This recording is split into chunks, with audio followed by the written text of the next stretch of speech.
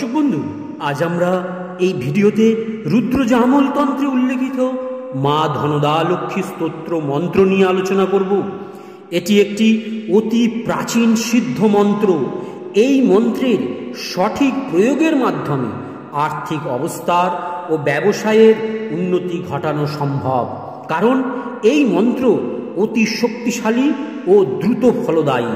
যিনি মন্ত্রটি কোনো বৃহস্পতিবার বা শুক্রবার থেকে শুরু করে টানা 11 দিন জপ করবেন বা শ্রবণ করবেন, তার কোনোদিন অর্থের অভাব হবে না।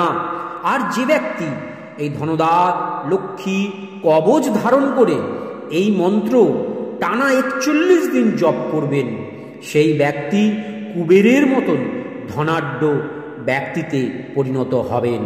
আসুন আমরা এখন এই শক্তিশালী সিদ্ধ ধনদা লক্ষ্মী স্তোত্র মন্ত্র শ্রবণ করি। ওম ধনদে ধনপে দেবী দানশীলে দয়া করে, ত্বং প্রসীদো মহিষানি यदर्थं प्रार्थयाम्यहं। धरामरो प्रिये पुण्ये धन्ये धनद पूजिते, सुधनं धार्मिकं देहि यजमानाय सत्वरम्। रम्ये रुद्रो प्रिये पर्णे रमारूपे रतिप्रिये, शिखा सख्यो मनोमूर्ते प्रसीदो प्रणते मयि।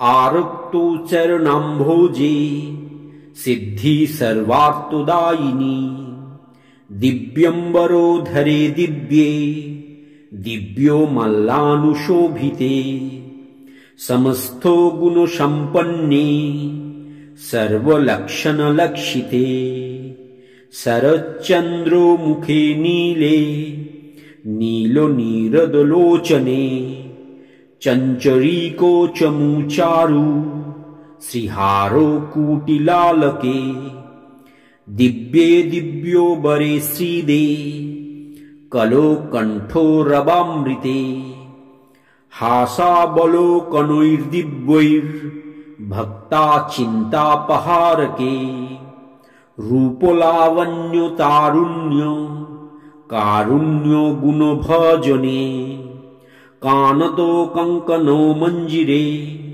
रसलीलाकराम्बुजे, रुद्रो व्यक्तो महसत्वो धर्माधारे धरालये, प्रयच्छो यजमानाय धनं धर्मेको साधनं, मातोऽस्म्यं व्यविलम्बेन ददस्वो जगदम्बिके, कृपाब्धे करुणागारे प्रार्थये चासु सिद्धये, वसुधे वसुधारूपे वसुवासववन्दिते, प्रार्थिने च धनं देहि वरदे वरदा भवो, ब्रह्मणा ब्रह्मणे पूज्या त्वया च शङ्करो यथा, श्रीकरे शङ्करे श्रीधे प्रसीदो मयि किङ्करे, स्तोत्रं दारिद्र्यो कष्टार्थो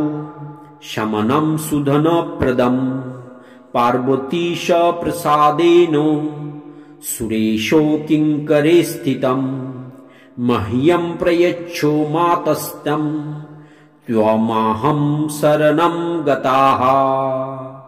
इति श्री धनदा लक्ष्मी स्तोत्रो सम्पूर्णम्।